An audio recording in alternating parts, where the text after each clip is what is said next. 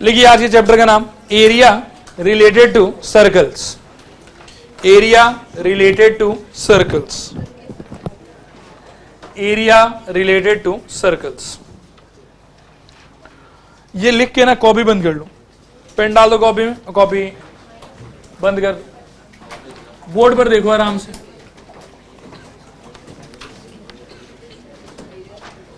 देखो एक एक टर्म बहुत खतरनाक है, आराम से हर चीज को समझो। इस गोले को क्या कहते थे हम लोग? यार इतना ही जोर है क्या? सो साइंस क्लास भी नहीं की हो, दम ज्यादा होना चाहिए। क्या है? सर्किल भी कह सकते हैं, कल भी कह सकते हैं, कोई दिक्कत नहीं है। देखो सर्कल के अंदर में क्या है कि इसके एरिया को ना डिवाइड करने का मैं समझता हूँ दो तरीका है। एक अपन क्या कर सकते हैं, ऐसा लाइन खींच सकते हैं, और दूसरा अपन क्या कर सकते हैं कि किसी दो पॉइंट को सेंटर से मिला सकते हैं। एक इस टाइप का पॉसिबिलिटी होता है, एक इस टाइप का पॉसिबिलिटी होता है। इसके पहले कि मैं इनको डिस्कस करूं, मैं एक और दूसरा चीज डिस्कस करना चाहता हूं। ये सर्कल है, सर्कल के ये जो काला काला दिखाई दे रहा है ये क्या कहलाता है? सर्कल का बाउंड्री, ये सर्कमफेरेंस कह सकते हो, ये टोटल पेरीमीटर कह सकते हो। अब जो सर्कमफेरेंस, ये टोटल पेरीमीटर, ये बाउंड्री, जो भी कुछ आप कहोगे, उसका अगर एक कंटिन्यूस पीस आप उठाते हैं, मान लीजिए कि ये वाला पीस ये आप उठा लेते हैं, तो इस पीस को क्या कहा जाता है? आर्क कहा जाता है। ये बात समझ में आया आप? तो मैं यहाँ पे जो मैंने किया है, मैं इसको ऐसा कहना चाहूंगा कि ये कोई एक आर्क था। आर्क के एंड पॉइंट्स के साथ में मैं दो टाइप का खेल खेल सकता हूँ। एक तो एंड पॉइंट्स को आपस में जोड़ दो, और दूसरा कि एंड पॉइंट्स को किससे जोड़ दो? सेंटर से जोड़ दो। अगर एंड पॉइंट्स को आपस में ही जोड़ोगे तो सर्कल का जो टोटल एरिया उसके अंदर था वो दो पार्ट में विभाजित हो जाएगा। ये पार्ट नंबर 1 से सपोज करो, और ये वाला सपोज करो पार्ट नंबर 2। बात आ रहा समझ? पार्ट नंबर 1 को अपन कहेंगे माइनर, यहां पे कहा जाता है सेगमेंट। समझ में आ रहा आप लोग? और इसको कहा जाता है मेजर सेगमेंट। कोई डाउट है यहां पे? अच्छा, एक चीज और बताते हैं आप लोगों को। जैसे ये जो आर्क अपन चुनते हैं ना, आर्क चुनते समय यहाँ पे 3 टाइप का सिचुएशन हो सकता है। पहला कि जिसको मैंने चुना वो छोटा आर्क हो, तो बचा हुआ हिस्सा जो है वो उसके मुकाबले बड़ा आर्क होगा।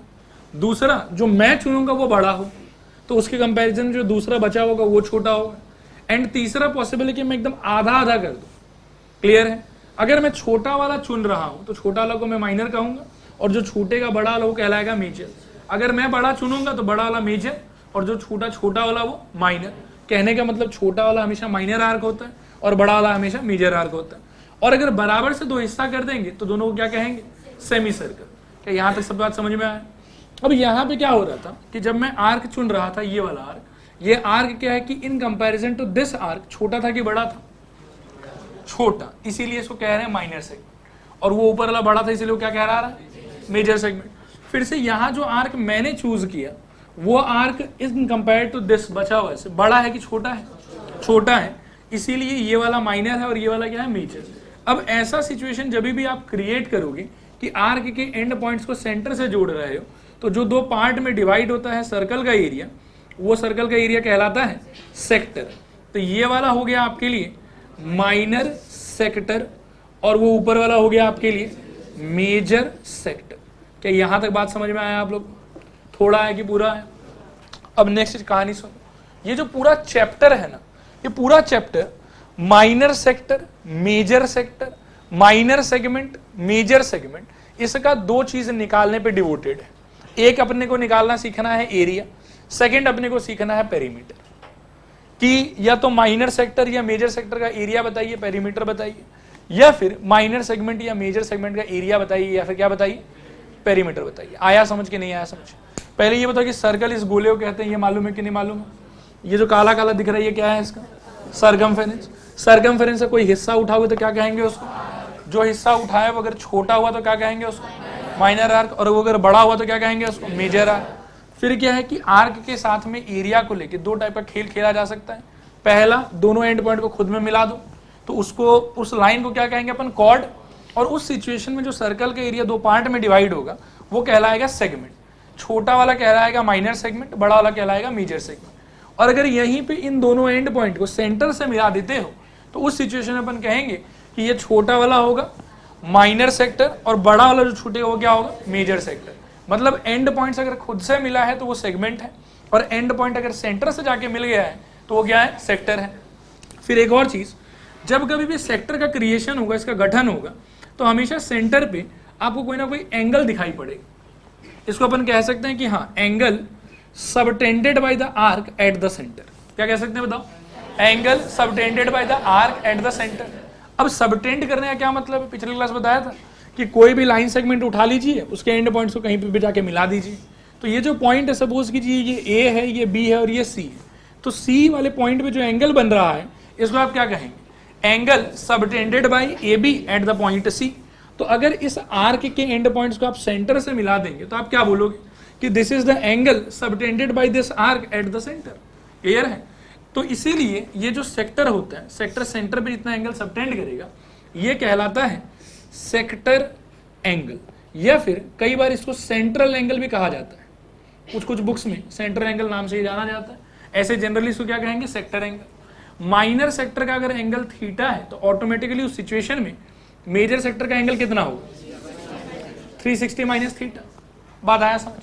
माइनर सेक्टर का भी कोई ना कोई एंगल होगा और मेजर सेक्टर का भी कोई ना कोई एंगल होगा। इस चैप्टर में पढ़ाना क्या है वो बात समझ में आया? क्या पढ़ना है बताओ? एरिया और पेरीमीटर। किसका किसका? सेगमेंट का और सेक्टर का। सेगमेंट कैसा कैसा? माइनर और मेजर। सेक्टर कैसा कैसा? माइनर और मेजर। कि यहां तक हर चीज क्लियर है आप लोग? अब ध्यान से कुछ कुछ बात को और सुनते जाओ। एक सर्कल के सेंटर के अबाउट यदि मैं आपसे पूछूं कि टोटल एंगल कितना होता है, तो क्या कहोगे? चलो ठीक है, ये यहां तक क्लियर है। इसके बाद मैं आपसे पूछ रहा था कि सेंटर में ये जो पॉइंट है, पॉइंट के अबाउट कंप्लीट एंगल कितना होता है? 360 डिग्री। अब क्या है कि अपन हल्का हल्का यूनिटरी मेथड से खेलेंगे। पहले यूनिटरी मेथड समझ लो कि क्या था। मान लो कि 10 कॉपी का दाम है 1000 रुपया, तो एक कॉपी का दाम कितना होगा? 100 रुपया। कैसे निकाले? एक कॉपी इज इक्वल टू 1000 बटा 10। 0 से 0 कट गया, कितना आया यहाँ पे? 100 आया। अब मैं पूछूं कि 6 कॉपी का दाम कितना होगा? 600। 6 से इंटू कर दिए। ये क्लियर है आप लोग? This is equal to 600। ठीक इसी तरीके से जरा इमेजिन करिए, कंप्लीट एंगल कितना है? 360 डिग्री। इस कंप्लीट एंगल पे ये कितना एरिया डिस्ट्रीब्यूटेड दिखाई दे रहा है आपको?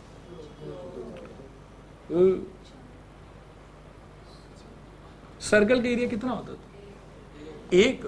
हे भगवान, सर्कल का एरिया पाई आर स्क्वायर होता था। आर रेडियस के सर्कल का टोटल एरिया। हाँ, कुछ कुल एक बोल रहे हैं। 360 डिग्री पे जो टोटल एरिया वो कितना है? Pi R square. 1 डिग्री पे इमेजिन करिए कि यूनिटरी मेथड के हिसाब से क्या हो जाएगा? Pi R square divided by 360। कोई समस्या? थीटा डिग्री पे क्या होगा? Pi R square by 360 into theta. कोई दिक्कत है? ये है ग्रैंड फॉर्मूला कि अगर कोई भी सेक्टर है आपके पास थीटा एंगल का, और कोई आपसे पूछे कि बताओ उसका एरिया क्या होगा, क्लियर है? तो अपन बस खटाखट ये फॉर्मूला लगा देंगे कि pi R square divided by 360 degree into theta, जो सेक्टर एंगल होगा। और खास बात सुनना, यदि इस थीटा के जगह पे माइनर सेक्टर वाला एंगल बिठाते हो तो माइनर सेक्टर का एरिया मिलेगा, और अगर इस थीटा के जगह पे मेजर सेक्टर का एंगल बिठाते हो तो मेजर सेक्टर वाला एरिया मिलेगा। आया समझ कि नहीं आया समझ? मतलब this is a formula related to area of the sector which can be applied in both the cases, in case of minor sector also and in case of major sector also. कोई समस्या है यहाँ पे? आगे बढ़ सकते हैं? Very good. दूसरा मैं आपसे पूछ रहा था कि सर्कल का जो टोटल बाउंड्री लेंथ होता है ये कितना होता है? यार जोर से बताओ। और वापस से इस पॉइंट के अबाउट कंप्लीट एंगल कितना होगा? 360 डिग्री। मतलब 360 डिग्री के पास में टोटल जो बाउंड्री है वो कितना है? 2 पाई आर का बाउंड्री है। एग्जैक्टली 1 डिग्री के पास में बाउंड्री कितना होगा?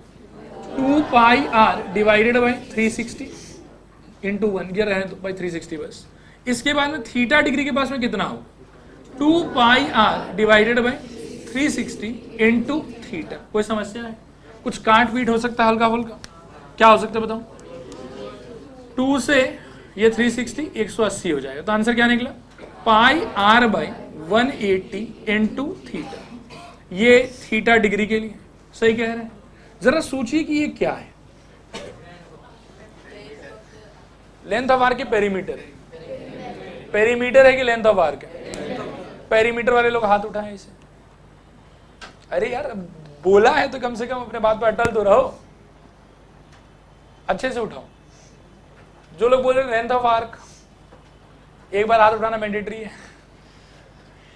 ए दिव्यांश देख, पहले सेकंड केस में कि फर्स्ट केस में? कुछ भी नहीं है, कुछ है ही नहीं वो है।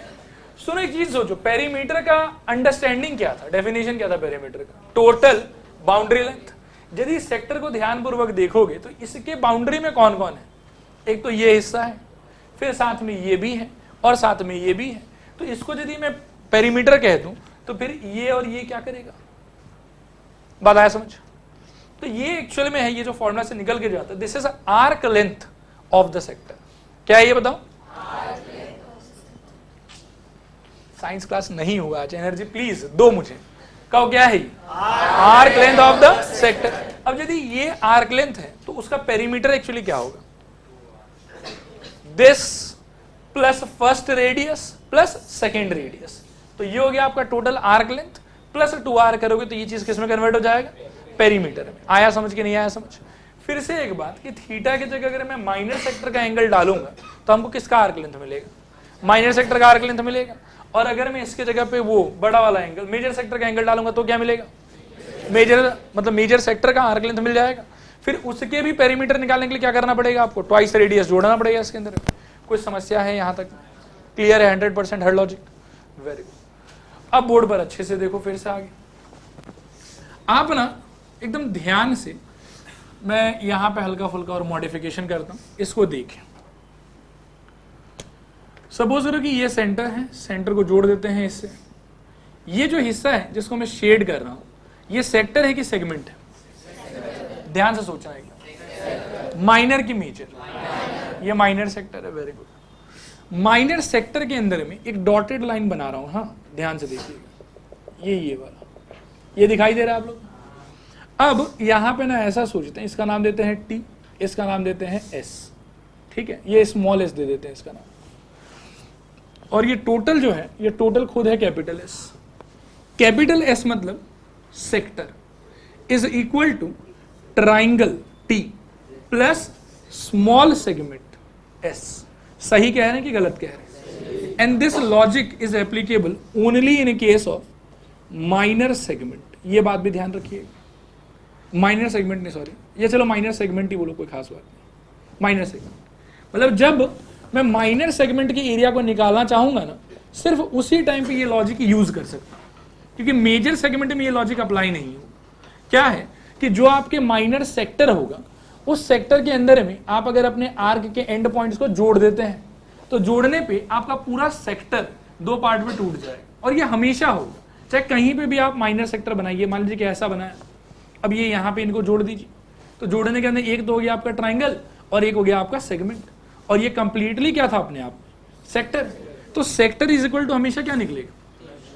Triangle plus segment. आया समझ कि नहीं आया समझ? थोड़ा आया कि पूरा आया? अच्छा, ये सेक्टर हमेशा कैसा सेक्टर होना चाहिए? ये माइनर सेक्टर होना चाहिए। बिल्कुल भूलना मत इस बात को कि ये माइनर सेक्टर होगा जब ही ये लॉजिक वर्क करेगा, क्योंकि मेजर सेक्टर में ऐसा कभी भी ट्राइंगल प्लस सेगमेंट का लॉजिक नहीं आएगा। आप सोच रहे उसमें अगर दिखाई पड़ रहा था आप, ये वाला देखो, ये आपका मेजर सेक्टर है, इसके अंदर में आप सोच पाएंगे कि ट्राइंगल प्लस सेगमेंट बन रहा? नहीं बनेगा। हमेशा किस में बनेगा ये चीज? माइनर सेगमेंट में बनेगा। अब इसके मदद से दिस एम्प्लाइज माइनर सेगमेंट का एरिया इज इक्वल टू होगा सेक्टर का एरिया माइनस ट्राइंगल का एरिया। देखो आया समझ में कि नहीं आया समझ? और ये हमेशा एप्लीकेबल है। whenever you need the area of minor segment, then you can apply that particular formula, which is saying that minor segment का area is equal to minor sector का area minus triangle का area। Clear है कि clear नहीं है? थोड़ा है कि पूरा है? Very good. सेक्टर के एरिया को निकालने के लिए अपने पास में डायरेक्टली एक फॉर्मूला है, कहाँ गया? ये रहा, pi R square by 360 into theta, ठीक है? तो इसका एरिया खट से निकल जाएगा। ट्राइंगल के एरिया को लेके लोड है बहुत। अब ट्राइंगल हमको पता नहीं कैसा ट्राइंगल बनेगा। अब यहां पे देखो, ये जो ट्राइंगल बन रहा है, ये वाला ट्राइंगल सपोज करो, ये पूरा कंप्लीटली आपका सेक्टर था, फिर इसमें ये हिस्सा है ट्राइंगल और ये छोटा सा हिस्सा जो अपने को चाहिए वो क्या है? सेगमेंट। सेक्टर का अपन तो सिर्फ एक ही चीज जानते हैं यहाँ पे, एक नहीं इनफैक्ट दो चीज जानते हैं। एक अपन जानते हैं रेडियस, कि सर्कल का इतना उतना रेडियस होगा कुछ, एंड दूसरा अपन जानते हैं कि ये एंगल कितना हो। बात आया समझ? Other than these two information हमारे हाथ कुछ नहीं रहेगा, हमको इन दोनों के मदद से इस ट्राइंगल का एरिया निकालना है। अगर ये ट्राइंगल दो स्पेशल ट्राइंगल होता है, मैं आपको बताता हूं, एक हो सकता है थीटा का स्पेशल वैल्यू 90 डिग्री, अगर 90 डिग्री इसका वैल्यू होता है थीटा का यहाँ पे, इन that case this triangle will be a kind of right angle triangle. Right angle triangle में आप क्या कर सकते हैं, देखो नॉर्मल अगर राइट एंगल ट्राइंगल है ये वाला, इसका वैल्यू है ए, इसका वैल्यू है बी, और ये है 90 डिग्री, क्या होगा इसका area, half into base into height type, तो हाफ इंटू ए इंटू बी कर दोगे, मतलब 90 डिग्री से जुड़ा हुआ जो दोनों साइड है उनका आपस में प्रोडक्ट इंटू हाफ।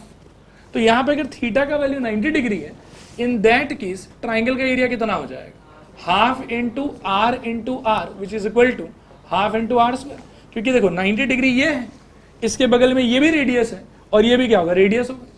तो अगर थीटा 90 डिग्री है तो एरिया ऑफ ट्राइंगल निकालना बहुत ललुआ बात है, आराम से निकाल लेंगे। सेकेंड पॉसिबिलिटी कि थीटा का वैल्यू 60 डिग्री हो, अगर थीटा 60 डिग्री है तो ये 60 डिग्री हो गया, लेकिन ये ट्राइंगल कैसा ट्राइंगल होगा उस केस में, ये तो हालांकि हमेशा ही आइसोसेलेस ट्राइंगल होता है, अगर ये आइसोसेलेस ट्राइंगल है तो ये एंगल यदि x है तो ये एंगल भी कितना होगा x, यहाँ पे कितना चला गया अपने 60 चला गया, बांटने के लिए कितना बचा 120, बराबर से ही बांटना पड़ेगा, उपाय तो है नहीं, तो 60 अल्टीमेटली ये क्या हो जाएगा इक्विलैटरल। तो अगर थीटा का वैल्यू 60 डिग्री है, in that case also triangle is very standard, and what kind of triangle is that, equilateral triangle, जिसका वापस से मेरे पास में डायरेक्टली फॉर्मूला एरिया निकालने का, ट्राइंगल का area equal to √3/4 into side square होता था। अभी इस ट्राइंगल में साइड कौन होगा, आर खुद ही साइड है, तो चलो आर बिठा दो आर स्क्वायर। लेकिन मैं पूछता हूं कि यदि थीटा इक्वल टू कुछ उल्टा पुल्टा 120 डिग्री है सपोज करो, हो सकता है, क्यों नहीं हो सकता, बात आया समझ।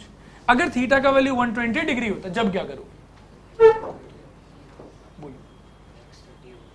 x30, हाँ x30 होगा, लेकिन उस केस में एरिया कैसे निकलेगा, अब समस्या वाला बात वो है, ये हो गया मान लो कि 120, ये हो गया 30, ये हो गया 30, बिल्कुल सहमत हूं मैं इस बात से, लेकिन एरिया कैसे निकलेगा, क्योंकि हमको तो एरिया से मतलब है, जब तक ट्राइंगल का एरिया निकलेगा नहीं हम सेगमेंट का एरिया निकाल नहीं पाएंगे, बात आया समझ। अब इसको लेके जो है ना एक नया तरकीब अपन डेवलप करेंगे, और हालांकि वो तरकीब जान लेने के बाद में ये दोनों तरीका भी बेकार हो जाएगा, बिकॉज वो इतना सुंदर इतना जनरल रिजल्ट है कि हर जगह उसी को यूज कर सकते हैं। तरीका बिल्कुल ध्यान से सुनो, मैं इस ट्राइंगल को वहां कोने में बनाना चाहता हूँ, ध्यान देना कि ट्राइंगल के अंदर में ये रेडियस है, ये रेडियस है, ये वाला हम जानते नहीं कि ये क्या है, और ये एंगल कितना हमारे लिए 120 नहीं, जनरल बात करेंगे थीटा है, क्लियर है। आ जाओ साइड में आ जाओ, आप एकदम ध्यान पूर्वक देखते रहना, कुछ ना समझ में रोक के पूछो। ये हो गया हमारे लिए थीटा, ये है हमारे लिए कितना रेडियस, और ये भी हमारे लिए कितना रेडियस। सपोज करो मैं यदि ऐसा बोलूं कि ये कोई परपेंडिकुलर है, नाम है सपोज करो एक बार के लिए ए बी सी नाम है इसका, और ये पॉइंट मैंने डी दिया है, एंड मैंने अपने हिसाब से ए डी परपेंडिकुलर बनाया है, ठीक, और कंप्लीट एंगल जो ए है वो कितना है मेरे लिए थीटा। सिंस दोनों साइड इसका रेडियस रेडियस है, तो ऑब्वियसली ये पूरा ट्राइंगल ऑन द होल कैसा ट्राइंगल है, आइसोसेलेस ट्राइंगल है। Take 5 seconds to prove congruency between triangle ABD and triangle ACD. होगा कि नहीं होगा, एकदम आराम से हो जाएगा। A B is equal to A C, ये वाला पार्ट कॉमन, और क्या 90 डिग्री 90 डिग्री, उसके बारे में नहीं जानते, वो तो कंप्लीट एंगल थीटा था। आरएचएस से ये दोनों ट्राइंगल क्या हो गए, कॉन्ग्रुएंट। यदि ये दोनों कॉन्ग्रुएंट हो गया तो भगवान के दया से ये एंगल कितना हो जाएगा θ/2, और ये वाला भी कितना हो जाएगा, कोई समस्या है कहीं पे।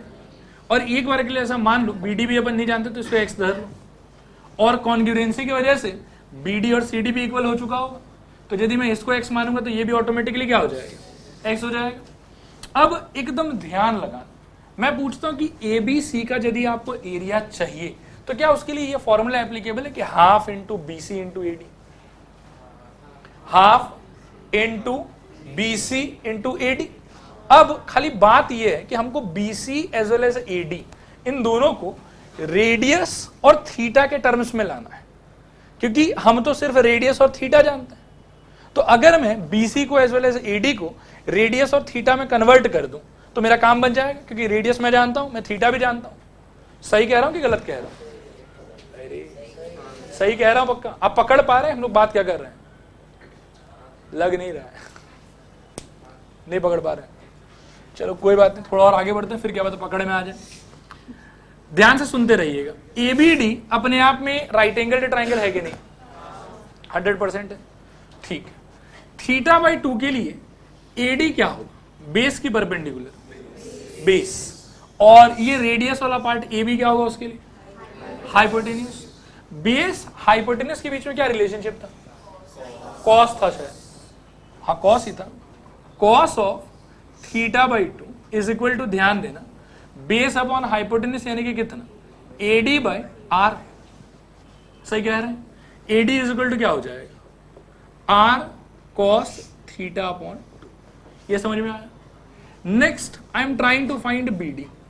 अब B D theta by 2 angle के लिए क्या है, इस ट्राइंगल में सोचो, परपेंडिकुलर, और वापस से रेडियस आर वाला पार्ट क्या है उसके, हाइपोटेन्यूस। कौन सा ट्रिग्नोमेट्री इन्वॉल्व करना संभव, साइन को इन्वॉल्व कर सकते हैं। साइन इन्वॉल्व करने पे सोचो क्या होगा, sine of theta by 2 is equal to क्या हो जाएगा, एक्स बाई आर। सही कह रहे हैं, this implies X equal to कितना हो जाएगा, आर साइन थीटा बाई 2। ये समझ में आया। अब यदि x equal to R sine theta by 2 है, तो यहां सोचो कि बी सी इक्वल टू क्या होगा, twice X, which is equal to how much, twice R sine theta by 2। Clear है। अब फाइनली यदि मैं चाहूं तो एरिया ऑफ ट्राइंगल एबीसी क्या लिख सकता हूं, half into B C into A D, जहां पे मैं सिर्फ और सिर्फ थीटा जानता हूं और आर जानता हूं। जो वैल्यूज मैंने निकाला है रिप्लेस कर दीजिए। This is equal to half into twice R into sine theta by 2 into R cos theta by 2। यहाँ पे 2 से 2 काट लो, ये हो जाएगा R square sine of theta by 2 into cos of theta by 2। यहां लिख देता हूं, R square sine of theta by 2 cos of theta by 2। बस ध्यानपूर्वक फॉर्मूला को देखो। अब यहां पे क्या है कि अगर मेरा एंगल ये वाला 120 हो भी जाता है, तो रेडियस तो मैं जानूंगा ही जानूंगा, रेडियस को रेडियस की जगह पे बिठा दो। थीटा के जगह पे अगर 120 बिठाते हो तो 120 डिवाइडेड बाई 2 कितना हो जाएगा, 60 डिग्री। साइन 60 आप जानते हैं कि नहीं जानते हैं, बिल्कुल जानते हैं। फिर से यहां पे बिठाइए cos 60, ये आप जानते हैं कि नहीं जानते हैं। तो आपको आर मालूम था, आर स्क्वायर निकल गया उससे। 60 डिग्री पे साइन 60 मालूम है आपको, cos 60 मालूम है आपको, सारा वैल्यू मालूम है, निकल गया एरिया। यह है एरिया का जनरल एक्सप्रेशन। बोलो, नहीं होगा। थीटा का वैल्यू हमेशा कुछ ना कुछ ऐसा होगा सच दैट कि आपके वो थीटा बाई 2 करने के अंदर स्टैंडर्ड हो जाए। अब मान लो कि इसके बाद अपन चेहरा मतलब बात कर सकते हैं कि 60 और 90 भी यहां इन्वॉल्व हो सकता है क्या। मान लो कि अगर 90 रहता तो थीटा की जगह पे क्या पुट करते आप, 90, फिर से 90 बाई 2 क्या हो जाता, 45। साइन 45 आप जानते हो, cos 45 आप जानते हो। अगर 60 का बात करोगे तो भी उस फॉर्मूला को याद रखने की जरूरत नहीं है। 60 यहां बैठाओ क्या होगा, 30 होगा। साइन 30 भी नून है और cos 30 भी नून है। देखो आया समझ कि नहीं आया समझ, पूरे चीज को नहीं तो शुरू से याद करते हैं कि क्या चल रहा है। चैप्टर का नाम बताओ,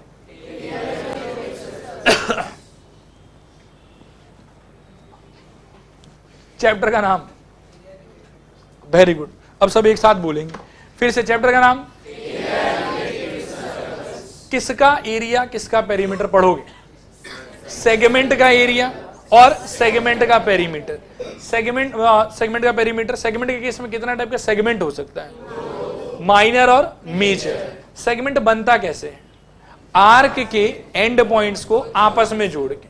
फिर और क्या पढ़ोगे, सेक्टर का एरिया, सेक्टर का पेरीमीटर। कैसा से कैसा सेक्टर हो सकता है, माइनर सेक्टर और मेजर सेक्टर। सेक्टर बनेगा कैसे, आर्क के एंड पॉइंट्स को सेंटर से मिला के। क्लियर है। आर्क अगर छोटा वाला होगा उस केस में माइनर सेगमेंट, मेजर नहीं, माइनर सेगमेंट माइनर सेक्टर। और अगर आर्क यूज कर रहे हो जो बड़ा वाला अगर हुआ तो माइनर क्या हो जाएगा, मेजर हो जाएगा। Major segment and major sector. क्या यहां तक नहीं, सेगमेंट फिर सेक्टर। क्लियर हुआ यहां तक। फिर क्या है, देखो सेक्टर के एरिया के लिए डायरेक्टली आपके पास में फॉर्मूला है। ठीक, इस फॉर्मूले में अगर आप थीटा के जगह पे माइनर सेक्टर का एंगल डालोगे तो माइनर सेक्टर का एरिया निकलेगा, मेजर सेक्टर का एंगल डालोगे तो मेजर सेक्टर का एरिया निकलेगा। फिर जो सेक्टर है आपका उसका जो सरकमफेरेंस है, ये उसका जो आर्क है, आर्क के लिए भी आपके पास में डायरेक्टली फॉर्मूला है। अब यहाँ पे अगर थीटा के जगह पे माइनर सेक्टर का एंगल डालते हो तो माइनर सेक्टर का आर्क लेंथ निकल जाएगा। और अगर यहाँ पे मेजर सेक्टर का आर्क मतलब एंगल डालते हो तो मेजर सेक्टर का जो आर्क लेंथ है वो निकल के आ जाएगा। इस आर्क लेंथ को पेरीमीटर में कन्वर्ट करने के लिए आपको दोनों साइड क्या जोड़ना है, ट्वाइस आर ऐड करना है, चाहे माइनर का केस हो चाहे मेजर का केस हो। क्लियर हुआ यहाँ तक। ये तो पूरा का पूरा कहानी था सेक्टर से रिलेटेड। सेक्टर में इतना ही अंडरस्टैंडिंग है बस, एक एरिया का फॉर्मूला, एक आर्क लेंथ का फॉर्मूला, ट्वाइस आर जोड़ के पेरीमीटर का फॉर्मूला। फिर अंडरस्टैंडिंग आता है सेगमेंट का। अब जब सेगमेंट को देखना स्टार्ट करोगे तो देखो सेगमेंट के अंदर में होता ही है कि दो टाइप का सेगमेंट अपने पास में, एक माइनर सेगमेंट और एक मेजर सेगमेंट। फिलहाल we are talking about which segment, minor segment. Now whenever we will look at any minor segment, it can always be imagine कि माइनर सेगमेंट का जो एरिया है वो ऐसे किसी रिलेशनशिप को सेटिस्फाई कर रहा होगा कि माइनर सेक्टर का area is equal to triangle का एरिया प्लस माइनर सेगमेंट का एरिया। अब यहां से माइनर सेगमेंट का एरिया इक्वल टू क्या होगा? सेक्टर, कौन सा sector? Minor sector minus triangle. Sector की एरिया को निकालने के लिए तो मेरे पास में डायरेक्ट फॉर्मूला है बिना कोई लोड के, लेकिन ट्राइंगल के लिए मेरे पास में डायरेक्ट फॉर्मूला आज के पहले कुछ भी नहीं था। लेकिन आज के बाद में याद रखना कि जब कभी भी इस टाइप का ट्राइंगल का बात करेंगे माइनर सेगमेंट के लिए, उस ट्राइंगल का फॉर्मूला अपने पास में डायरेक्टली रहेगा ये वाला, R square sine theta by 2 cos theta by 2। ध्यान रखें आर यहाँ पे क्या रिप्रेजेंट कर रहा है? रेडियस। साइन तो अपना ट्रिग्नोमेट्रिक वैल्यू है, कॉस भी अपना ट्रिग्नोमेट्रिक वैल्यू है। थीटा यहाँ पे क्या है वो सोचो, sector angle of the minor sector. फिर से कहते हैं क्या है बताओ? Sector angle of the minor sector. देखो यहां तक में कोई भी डाउट है क्या? 100%। थोड़ा सा ना दिमाग पे प्रेशर देना, और अब हम बात करना चाहते हैं मेजर सेगमेंट के बारे में। माइनर का तो हो गया, इतना ही केस है बस। मेजर सेगमेंट का एरिया कैसे कैसे निकाल सकते हो वो सोचो, बताता हूं। मेजर सेगमेंट के एरिया के लिए आप दो काम कर सकते हैं। जब आपके माइनर सेगमेंट का एरिया निकल गया तो टोटल सर्कल का एरिया, ये वाला देखो, माइनस ये माइनर सेगमेंट हटा दो, ये निकाल के रखा हुआ आपके पास में, हटा दोगे तो क्या बचेगा? Major segment. एक ना दूसरा अंडरस्टैंडिंग भी, ये यहां पे बना है, सबको दिखाई दे रहा है? ठीक है, ध्यान से देखो। देखो माइनर सेगमेंट ना ये वाला था, ठीक है, और इसके लिए था minor sector which is equal to triangle plus minor segment. Major segment है ना नॉन शेडेड पोर्शन, इसके अलावा जितना सब मेजर सेगमेंट, ठीक है। तो मेजर सेगमेंट का एक अंडरस्टैंडिंग अपन ने डेवलप किया कि whole circle pi R square minus the minor segment. दूसरा अंडरस्टैंडिंग ध्यान पूर्वक देखो, major segment is equal to major sector, ये पूरा एरिया, सही कह रहे हैं, प्लस ट्राइंगल। माइनर के केस में ट्राइंगल हटाना पड़ता है सेक्टर में से, और मेजर सेगमेंट के केस में मेजर सेक्टर और ट्राइंगल को जोड़ना पड़ता है। तो ये दोनों अप्रोच वर्क करेगा। कहीं कहीं पे इस अंडरस्टैंडिंग से इजीली आंसर आएगा, और कहीं कहीं पे ये वाले अंडरस्टैंडिंग से इजीली आंसर आएगा। क्लियर हुआ कि नहीं क्लियर हुआ? देखो मेरी तरफ देखो, ध्यान से सुनो। माइनर सेगमेंट के लिए क्या फॉर्मूला हमारे पास में? एक ही है, ऐसे काम नहीं चलेगा, फुसफुसाते रहोगे, जोर से बोलना है। पहले एक बार मेरे साथ दोहरा लो, फिर क्या है कि आप लोग को इंडिपेंडेंटली बोलने देंगे। बोलो, area of minor segment is equal to area of minor sector minus area of triangle. Triangle के लिए भी डायरेक्टली फॉर्मूला है, फॉर्मूला पढ़ना, बोलो R square sine theta by 2 into cos theta by 2। या थीटा क्या होगा? Sector angle. कौन से सेक्टर का?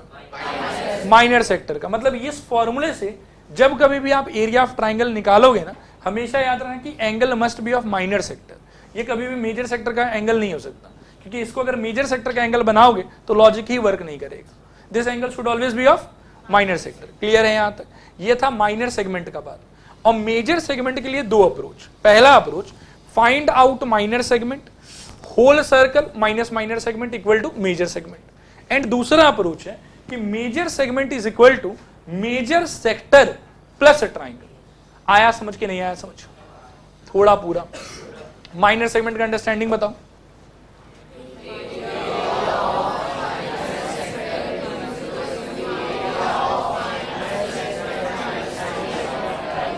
And for area of triangle, r square sin theta by 2 into cos theta by 2, where theta is, नहीं मजा आया, फिर बताओ। Sector angle of minor sector, गलती से भी कभी मेजर का होना नहीं चाहिए। Will this understanding work for major segment? Never, कभी वर्क नहीं करेगा। मेजर सेगमेंट के लिए अपने पास में कितना अंडरस्टैंडिंग है? 2। पहला बताओ, area of whole circle minus area of minor segment, और दूसरा बताओ, area of major sector plus area of triangle. जिस सिचुएशन में जिसका कैलकुलेशन ज्यादा इजी पड़ेगा वहां पे उसको यूज कर ले। क्लियर है 100% हर चीज? माइनर सेगमेंट का अंडरस्टैंडिंग फिर से पूछ रहा हूं, समझ में आया? माइनर सेगमेंट की एरिया के लिए सिर्फ कितना ऑप्शन है अपने पास? 1। मेजर के लिए कितना ऑप्शन है? 2। क्लियर है 100%? 10 सेकेंड में बोर्ड को घूर लो और फिर मैं लिखा देता हूं। कुछ भी अगर डाउट में है यहां तक में तो पूछो, और डाउट में तो सिस्टमेटिकली हर चीज में कॉपी करा देता हूं फिर आप लोगों को। देखो देखो, सबसे पहले लिखूं the whole boundary of a circle, the whole boundary of a circle is called its perimeter, and if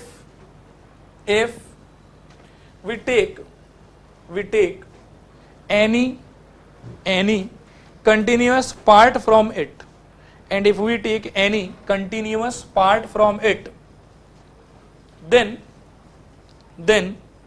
it is called arc.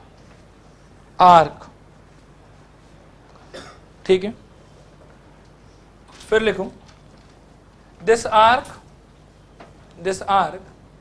can be major, minor, semicircle. Major, minor, semicircle. अब इसके और डिटेल में नहीं जाएंगे, बस याद रखना कि 3 टाइप का होता है। नेक्स्ट पैराग्राफ में लिखूं, if the end points of the arc are joined to one another,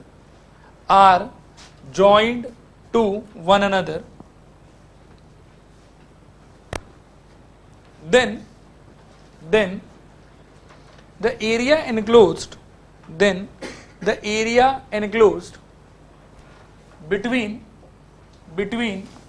the arc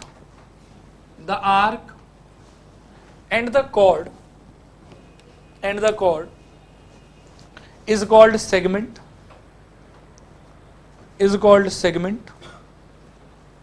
full stop. इसके नीचे ये वाला डायग्राम बनाओ, ये मेजर सेगमेंट माइनर सेगमेंट वाला, सिर्फ ये डायग्राम बनाना और कुछ मत बनाना। हो गया? नए पैरा में लिखूं, if the end points of the arc is joined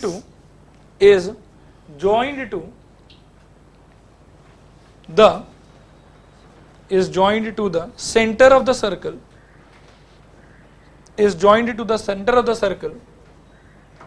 then the area enclosed between the arc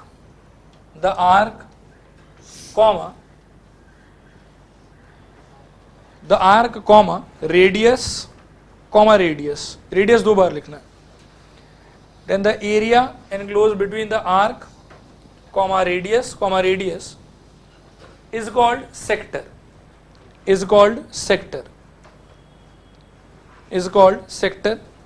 और अब ये डायग्राम बनाओ सेक्टर वाला, इसमें जितना लेबलिंग है सब कर लेना। और मेजर में इतना गंदगी मत करना, साफ रहने देना इसको।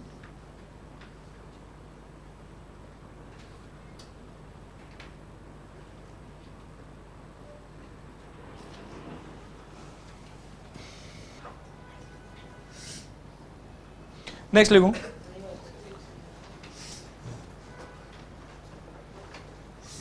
some important points some important points for sector, some important points for sector. Underline करो, नीचे लिखो number 1, area of sector having angle theta is equal to लिखो पाई r square by 360 into theta, pi r square by 360 into theta. इसका ना bracket में लिखो applicable for both minor and major, applicable for both minor and major, applicable for both minor and major. Next लिखो point number 2, arc length of any sector, arc length of any sector. इसमें directly लिखो pi R by 180 into theta. ये एक second रुक जाओ. Arc length of any sector having angle theta is equal to pi R by 180 into theta, pi R by 180 into theta. इसके bracket में भी लिखो applicable for both major and minor, applicable for both major and minor. Next point लिखो perimeter of sector, perimeter of sector is equal to लिखो arc length plus radius, arc length plus radius. This is equal to pi r by 180 into theta plus twice r, pi r by 180 into theta plus twice r. Next लिखो नया heading, next heading में लिखो some important points for segment. पहले sector का था, अब segment के लिए some important points for segment. इसको अंडरलाइन करूं, नीचे एक और हेडिंग लगाओ माइनर सेगमेंट.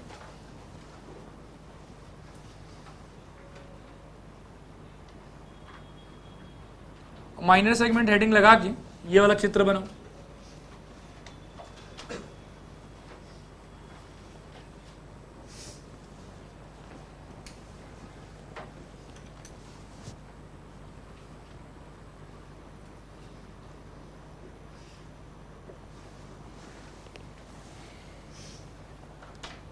ठीक है, सबसे पहले इसके नीचे लिखो एरिया.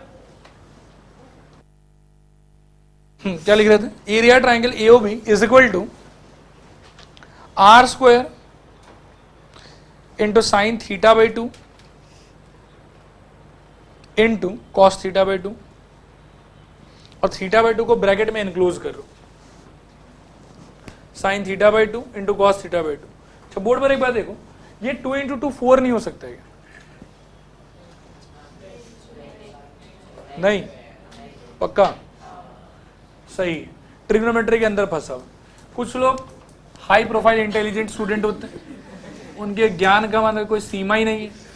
वो बोलते हैं कि सर ऐसा और फिर ऐसा. मैं उनको बोलता हूँ कि ठीक है, तुम धरती लोग भी मत रहो, तुम मूल उन पे जाओ, उस पे ऐसा मैथमेटिक्स वर्क करेगी. बिल्कुल ध्यान रखें कि ये जो 2 है ना, ये साइन में फंसा हुआ है, ये बाहर नहीं आएगा. आप जो भी एंगल का वैल्यू यहाँ बिठाएंगे वो बाई 2 होगा, उस चीज को याद रखना. कॉमा देके यहाँ पे लिखो R is the radius, and theta is the angle of minor sector. इसको स्टार कर दो एकदम, माइनर सेक्टर वाले बात को। एक तो उसको अंडरलाइन करो, पहले लिखना माइनर सेक्टर अंडरलाइन, साथ में स्टार भी बनाओ। भूल से भी ये थीटा का भी मेजर सेक्टर का ले मत लेना। Theta is the angle of minor sector. अब नीचे लिखूं area of minor sector, area of minor sector is equal to area of triangle plus area of minor segment plus area of minor segment. This implies area of minor segment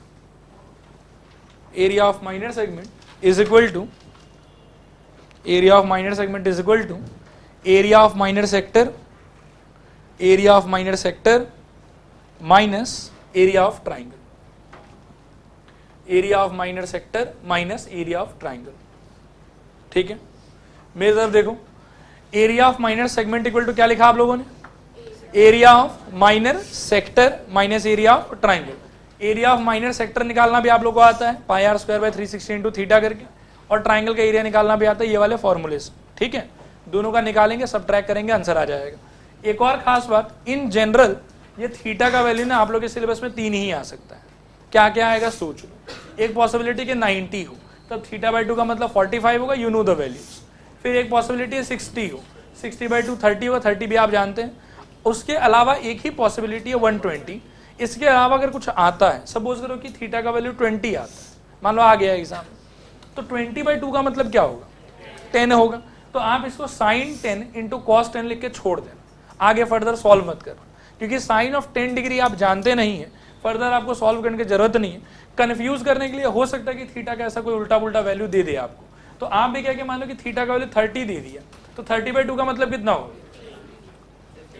15 होगा, छोड़ दो उसको। Sign 15 into cos 15 पे आपका answer. मतलब अगर radius का value मान लो कि 5 है, तो 5 square into sine 15 into cos 15 यानी कि 25 sine 15 cos 15, that is your answer. Clear है? चलिए नेक्स्ट लिखिए, नेक्स्ट हेडिंग लगाओ, मेजर सेगमेंट। मेजर सेगमेंट, यहां ना एक बार बोर्ड पर देखो, मेजर सेगमेंट। मेजर सेगमेंट के लिए 2 तरीका था अपने पास में, एक था pi R square minus minor segment, ठीक है, और दूसरा क्या था, major sector plus area of triangle. Clear है ये वाला चीज? अच्छा, पर्सनल फेवरेट मेरा ये है। जनरली क्या है कि अपन एक ही तरीका सीख के रखे, माइनर सेगमेंट निकालने में उतना ही टाइम लगेगा जितना इन सब में लग रहा था, तो माइनर सेगमेंट अपना निकालो। उसके अलावा तो एक ही स्टेप है खाली कि pi R square minus this. फिर भी कोई कोई सिचुएशन में क्या होता है कि ये बहुत प्रोवोकिंग होता है, मतलब कैलकुलेशन इतना इजी है उसका कि ये करने जाएंगे तो समय बहुत लगेगा। तो ये फॉर्मूला मालूम होना चाहिए, बट 99% केसेस में यूज इसी को करेंगे। ठीक है, छाप लीजिए इसको।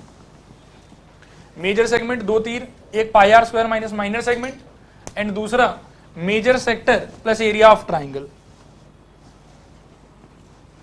हुआ लिखना सबका? हो गया? अच्छा, यहां पे भी एक बात बताओ, एरिया ऑफ ट्राइंगल का क्या पुराना फॉर्मूला यूज कर पाओगे, नया फॉर्मूला चाहिए होगा? पुराना काम आएगा, पुराना काम नहीं आएगा? पुराना ही काम आएगा, या नया कोई ट्राइंगल नहीं बन रहा। पिछले बार जो ट्राइंगल सोच रहे थे वही ट्राइंगल है ये वाला। ठीक है, तो एरिया ऑफ ट्राइंगल पे ऐसा गोला करके ये लिख दो, पुराना ट्राइंगल, ताकि कंफ्यूज नहीं हो। पुराना ट्राइंगल,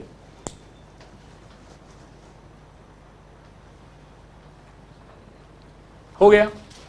नेक्स्ट हेडिंग लिखो, case of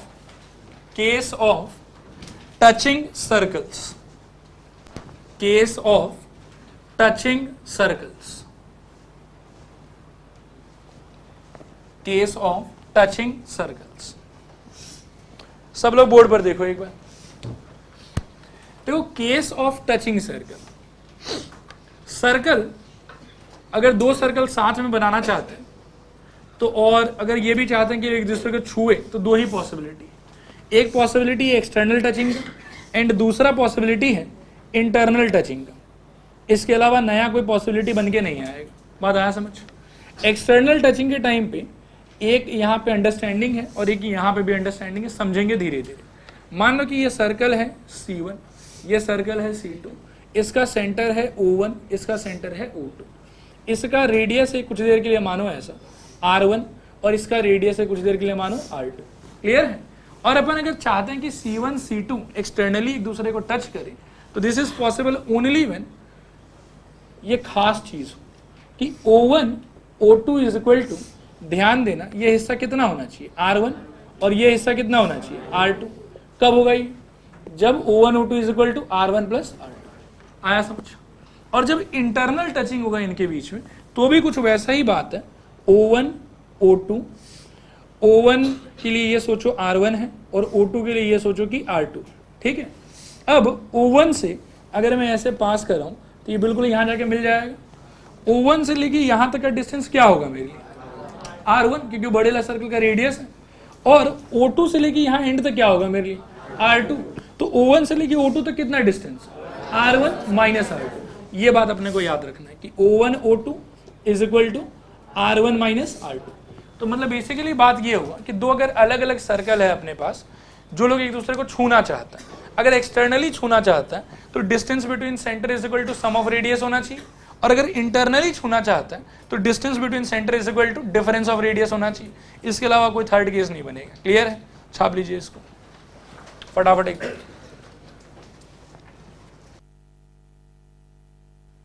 recording. Case of wheel, नाम नहीं लिया, देख लो लिखो केस ऑफ व्हील, व्हील चक्का, चक्का WHEEL, यहां बोर्ड पर देखो। केस ऑफ व्हील में दो ग्रैंड अंडरस्टैंडिंग जो आप लोगों को मालूम होना चाहिए। व्हील भी कैसा होता है? सर्कल जैसा होता है। सपोज करो कि इसका रेडियस R यूनिट्स और आपसे पूछा जाए कि इसके एक कंप्लीट चक्कर के टाइम पे ये कितना डिस्टेंस आगे जा चुका हो। ये मान लो कि फिलहाल है ये घूमना स्टार्ट करेगा, ये घूम घूम के क्या होगा, ये घूमेगा भी और आगे भी जाएगा। वो यदि आपसे पूछे कि जब ये एक बार कंप्लीटली घूमा, मतलब कि ये पॉइंट अभी ग्राउंड से टच में था, जब ये घूमना स्टार्ट करेगा तो ये पॉइंट धीरे धीरे ऊपर आएगा, ऊपर आके पूरा घूम के फिर से ग्राउंड से टच होगा, तब तक ये कि कुछ दूर आगे आ चुका होगा, ये कहीं नया आके इस पोजीशन पे खड़ा होगा। अब आपसे पूछा जाएगा कि भाई यहाँ से लेके यहाँ तक का डिस्टेंस कितना है, ये बताओ कितना दूर चला है, तो इसके सरकमफेरेंस के बराबर। ये अपने को मालूम होना चाहिए। लिखो distance travelled by a wheel during one complete rotation,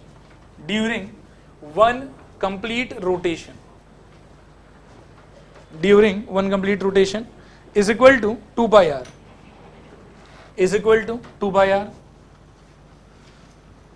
अच्छा मेरी तरफ देखो, यदि मान लो कि 10 कंप्लीट रोटेशन तो क्या होगा?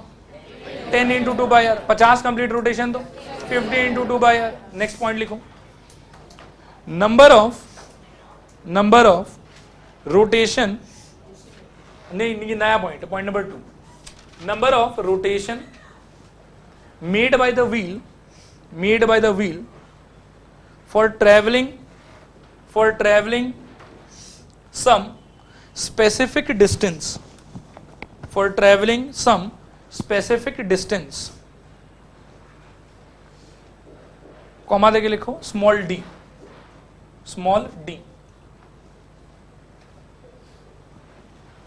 some specific distance small d। मेरी तरफ देखो एक बार, एक चक्कर में कितना जा रहा था? 2 बाई आर। 50 चक्कर में कितना जा रहा है? 50 इंटू 2 बाई आर। अब आपसे पूछा जा रहा है कि ये 1 किलोमीटर गया, अब 1 किलोमीटर जाने में कितना चक्कर मारा होगा, तो उसका आंसर होगा 1 kilometre divided by 2 pi R, specific distance divided by its perimeter. लिखो this is equal to small D divided by 2 pi R, small D divided by 2 pi R. समझ में आया आप लोग को? सेकेंड वाले में टोटल नंबर ऑफ रोटेशन का बात हो रहा है एंड फर्स्ट वाले में डिस्टेंस ट्रेवल्ड का बात हो रहा है। ठीक है, नेक्स्ट लिखो हेडिंग, केस ऑफ क्लॉक, घड़ी, केस ऑफ क्लॉक घड़ी। सब लोग ना कुछ देर के लिए पेन छोड़ दो और कॉपी भी बंद कर लो एक बार।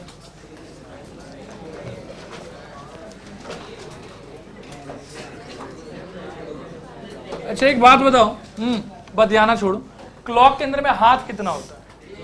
3 हाथ होता है। क्या क्या?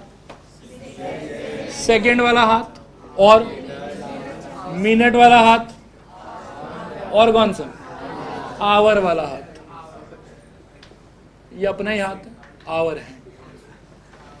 सुनो ध्यान से सुनो, सेकेंड वाला हैंड जो है ना, वो पूरा कंप्लीट गोल चक्कर कितने समय में मारता है? 60 सेकंड में मार लेता है। Very good. तो मतलब 60 सेकंड में अगला कितना मार रहा है? 360 डिग्री। एग्जैक्टली 1 सेकंड में क्या मारेगा? 360/60 डिग्री 6 डिग्री। क्लियर है? कोई पूछे कि 5 सेकंड हुआ है घड़ी में, ठीक है, सेकंड हैंड कितना घुमा होगा? 30 डिग्री। जो और अच्छा टीचर है ना, अक्लमंद टीचर है, वो क्या क्वेश्चन सेट करेगा मालूम है? एक घड़ी है जिसका सेकंड हैंड है, ठीक है, 5 सेकंड घूमा है वो सेकंड हैंड, बताओ जो सेक्टर उसने डिस्क्राइब किया होगा उसका एरिया कितना होगा? क्योंकि आप सोचो, जो घड़ी का हाथ होता है, डिजिटल क्लॉक छोड़ दो, एनालॉग क्लॉक जो पहले बनाया जाता था, उन सब में जो हाथ होता है वो जब भी घूमता है ना, तो घूमते समय हमेशा अपने साथ एक सेक्टर ले लेके घूमते रहता है। सही कह रहे हैं भाई? मान लो कि ये अपना घड़ी है और ये उसका हाथ है। जब ये घूमेगा तो सेक्टर डिस्क्राइब नहीं करेगा क्या कि इनिशियली कोई एक पोजीशन पे था, फाइनली कोई नए पोजीशन पे गया, तो ये सेक्टर आएगा ना यहाँ पे। तो आपसे अगर अच्छा डिफिकल्ट क्वेश्चन सेट करना है तो वो घड़ी को लेके सेक्टर का एरिया का बात करेगा आपसे। बात आया समझ? आंसर कर पाएंगे उसका? मैं मान लो कि पूछो यदि कि 5 सेकंड में कितना एरिया गया, तो क्या बोलोगे? पहले निकालेंगे डिग्री कितना गया होगा, तो डिग्री से क्या कि 30 डिग्री मालूम चल गया हमको। फिर सेक्टर का एरिया क्या था? πr² 360 × 30। लॉजिक क्लियर हुआ? Very good. मिनट हैंड पे आ जाओ। मिनट हैंड पूरा गोल चक्कर कितने देर में मारता है? 60 मिनट में। तो 60 minute is equivalent to 360 degree. 1 minute में कितना होगा? 360/60, बिल्कुल यहाँ पे 6 डिग्री, ठीक है, 6 डिग्री। फिर क्या है कि 1 मिनट जो है वो और फर्दर टूट सकता है सेकंड के टर्म्स में, सेकंड से नीचे तो और नहीं उतर सकते हैं, लेकिन मिनट उतरेगा। तो 1 मिनट का इक्विवेलेंट क्या है? 60 second is equal to 6 degree, यानी कि 1 सेकंड इक्वल टू कितना डिग्री? 6/60, 1/10। अब सुनो बात ध्यान से, जो 5 सेकंड ये घुमा था, ये 5 सेकंड घड़ी चला था, उस 5 सेकंड में ये कितना से घुमा होगा? 30 डिग्री से। ये कितना से घुमा होगा? ½ डिग्री। इसीलिए जब घड़ी अपन देखते हैं तो 5 सेकंड में ये तो दिखता है कि हाँ सेकंड हैंड इतना घूम गया है, लेकिन जो आवर हैंड है, ये मिनट हैंड है, उसको तो बिल्कुल फील ही नहीं होता कि वो थोड़ा भी घूमा है कि नहीं घूमा। बात आया समझ? क्योंकि 5 सेकंड में बहुत ही मिनिमल डिस्टेंस वो ट्रेवल करेगा। सिर्फ 1/10 × 5 कितना हो गया? ½ डिग्री। इनफैक्ट 1 डिग्री भी नहीं जा रहा है। क्लियर है पूरा का पूरा? तो ये इन्फॉर्मेशन डायरेक्टली आपको याद होना चाहिए कि 1 सेकंड में मिनट हैंड इतना ट्रेवल करता है। और फिर आखिरी कहानी है आवर हैंड का, ये कितने देर में गोल चक्कर मारता है? 12 घंटे में। तो 12 घंटा इज इक्विवेलेंट टू 360 डिग्री। 1 घंटा में कितना डिग्री? 360/12 कट के 30। Very good, 30 degree. अब 1 घंटा मतलब क्या? 60 मिनट। तो 60 मिनट में कितना डिग्री? 30। 1 मिनट में कितना? 30/60, ½ आधा डिग्री। और फिर 1 मिनट है ये, तो 1 मिनट मतलब 60 सेकेंड। 60 सेकेंड में कितना डिग्री? ½ 1 सेकेंड में कितना डिग्री? 1/120 डिग्री। सोचो, इसीलिए क्या कि इस पे बिल्कुल फीलिंग ही नहीं आता। 5 सेकंड में ये कितना घूमेगा? 5/120 काट लो, 1/124 और 124 नहीं 1/24। 1/24 कितना बेकार सा फ्रैक्शन है, कैलकुलेट भी नहीं कर पाएंगे, लेकिन 1 डिग्री से बहुत छोटा है। इसीलिए बिल्कुल आपको समझ में नहीं आएगा कि आवर हैंड थोड़ा हिला भी है कि नहीं हिला है। क्लियर हुआ बात?